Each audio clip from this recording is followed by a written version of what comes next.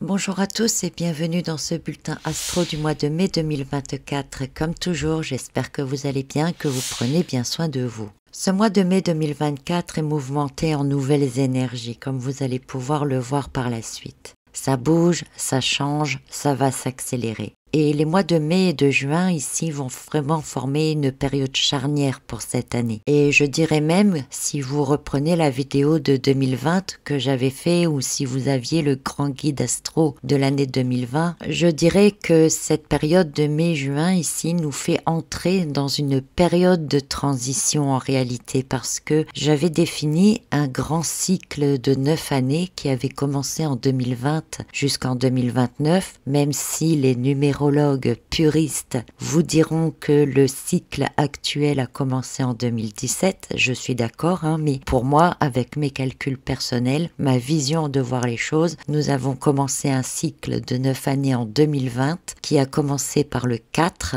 l'empereur, et qui se terminera par la lame 13 du tarot en 2029, qui est l'arcane sans nom. Un cycle que j'avais défini comme balayer vraiment tout ce qui était acquis, tout ce qui était présent avant pour mettre en place une nouvelle ère, un nouveau monde. Et donc dans ce cycle de 2020 à 2029 que je vous invite donc à aller voir ou relire, 2024 à 2026 c'est un peu la période de bascule entre la première période de 2020 à 2024 et la période suivante de 2026 à 2029. Donc on entre dans une grande période de transition. Et c'est à partir de maintenant, à partir du mois de mai 2024, que les choses vont vraiment s'accélérer et bouger.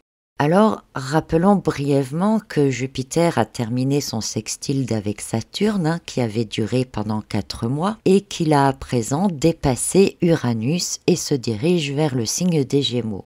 Entre deux, Saturne forme maintenant un sextile avec Uranus. Alors je vous invite à revoir le bulletin astro précédent dans lequel je vous parle de cela, mais pour résumer, c'est comme si Jupiter avait amplifié et approuvé les idées novatrices d'Uranus et qu'à présent, il laisse un peu, si vous voulez, Saturne gérer toute la mise en place concrète des idées nouvelles d'Uranus, un peu comme si Saturne devenait d'un seul coup le tuteur d'Uranus pour l'éviter de faire trop de bêtises. Si on considère par exemple que Uranus c'est l'ado rebelle, Jupiter c'est le père, donc le père a approuvé certaines choses d'Uranus, mais il doit s'en aller au travail, donc pendant ce temps-là, il demande au grand-père de surveiller l'adolescent pour pas qu'il fasse de bêtises. Si c'est plus facile pour vous de comprendre comme cela. Mais ça ne durera pas éternellement, puisque le sextile entre Saturne et Uranus prendra fin vers la fin du mois de juin et ne se reformera qu'à partir de janvier 2025.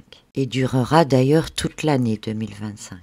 Donc il va y avoir là 6 mois de battement dans lequel finalement le grand-père Saturne ne va pas vraiment tenir son rôle. Alors pendant ce temps-là, Jupiter, lui, débute maintenant un sextile avec Neptune et un trigone avec Pluton, là au mois de mai. C'est une double configuration pour Jupiter qui va durer 2 mois, donc en mai et en juin.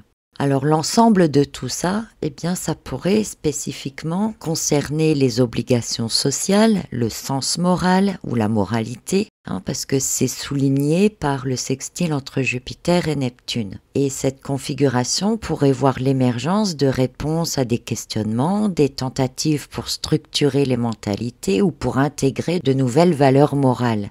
Cela pourrait également conduire à la remise en cause de certaines théories, ainsi qu'à la déconstruction de croyances existantes, au profit justement de l'établissement de nouvelles valeurs morales. Alors dans ce flot d'énergie-là, il y a en même temps Jupiter qui va entrer dans le signe des Gémeaux à partir du 26 mai, et il va y rester pendant 1 an environ. Alors, le sextile entre Jupiter et Neptune, même s'il n'a lieu que pendant 2 mois ici, pourrait avoir pour objectif de diriger la conscience mondiale vers l'avenir, en conférant la capacité de concrétiser des projets par le biais d'une politique novatrice, en encourageant le partage d'idées avec beaucoup d'intelligence. On pourrait d'ailleurs interpréter cela comme si les valeurs morales évoluent parce qu'elles ont été préparées en taureau, et que l'esprit est maintenant prêt à intégrer de nouvelles données en Gémeaux. En même temps, donc, Jupiter, qui achève son passage en Taureau, forme donc un trigone avec Pluton. Ce trigone sera lui aussi actif jusqu'à la fin juin. Et Pluton, il entame sa rétrogradation, là le 3 mai. Alors les rétrogradations de Pluton généralement servent à intégrer et à accepter tous les changements qui ont survenu au cours des mois précédents. Et ce trigone va évoluer davantage quand Jupiter entrera en Gémeaux parce qu'il va se préciser. Alors en mai, Jupiter est encore en Taureau et ce trigone pourrait accentuer la remise en question des normes établies, des structures sociales en place ainsi que des acquis sociaux. Donc on peut s'attendre à pas mal de manifestations. En juin, Jupiter sera en Gémeaux. Alors là, ce trigone sera davantage en mesure d'être dans le fait de convaincre et d'influencer en faveur du changement social. Mais nous aborderons cette question davantage dans la partie du mois de juin puisque Jupiter en Gémeaux, ce sera davantage à partir de juin.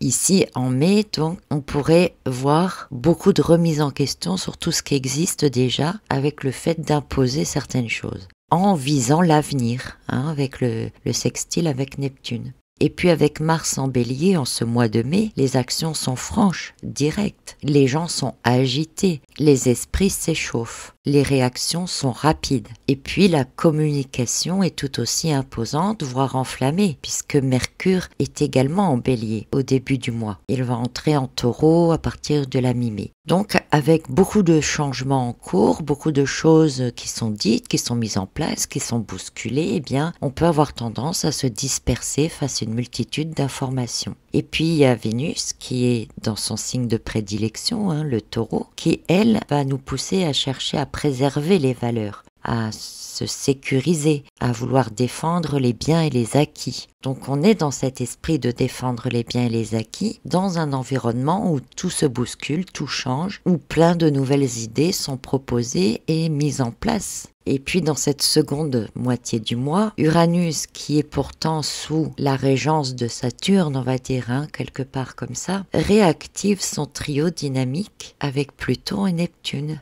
Rappelez-vous, nous avons déjà eu ce trio entre juillet et décembre 2023. Ce n'était qu'un avant-goût. Ce trio, qualifié de volcanique, novateur, transformateur, va donc se remettre en place à partir de la deuxième moitié du mois de mai et sera maintenant présent non plus pour 6 mois, mais jusqu'en 2028. Donc c'est vraiment une énergie qui va s'inclure dans la toile de fond de nos énergies globales pour plusieurs années. Donc accrochez-vous. Pour résumer brièvement, Uranus élimine ce qui ne lui est plus utile, Pluton détruit ce que Uranus a éliminé, Neptune stimule l'imagination et l'ingéniosité d'Uranus, et Uranus introduit alors de nouvelles inventions. Pluton régénère ou recycle ce qui peut l'être afin de mettre en place les nouveautés d'Uranus, et ça va ne faire que ça. Ce processus se poursuivra d'ailleurs quand Uranus sera lui-même en Gémeaux et que Neptune sera en Bélier. Donc je vous dis jusque 2028. C'est un bref résumé, je vous l'accorde, mais c'est exactement réaliste et c'est exactement ce qui va se passer. Donc beaucoup de choses vont s'accélérer, prendre de nouvelles tournures et surtout se mettre en place. Jupiter en Gémeaux, j'essaierai de vous faire un épisode spécial, mais de manière générale, il annonce une période pour 2024, là jusqu'à mai-juin 2025. Une période très dynamique avec une communication accrue, une surabondance de données, d'effets d'annonce, de communication. Donc il devient crucial là maintenant de faire preuve de discernement et de critiquer toutes les informations que l'on peut recevoir avant d'accepter tout pour acquis. Et nous assisterons probablement à une augmentation des découvertes scientifiques, des avancées technologiques, des percées dans le domaine de communication, pourquoi pas de nouveaux réseaux sociaux ou une nouvelle manière de communiquer par les réseaux. Si vous êtes curieux, j'avais déjà écrit un article sur Jupiter dans le signe des Gémeaux en juin 2023. Cet article est sur mon blog. Et vous avez aussi plus précisément toutes les études que j'avais fait sur les premières recherches de Jupiter en Gémeaux dans le Grand Guide Astro 2024, les prémices du Nouveau Monde. Voilà, donc si vous voulez en savoir un peu plus, mais j'essaierai de vous faire une vidéo spéciale sur Jupiter en Gémeaux.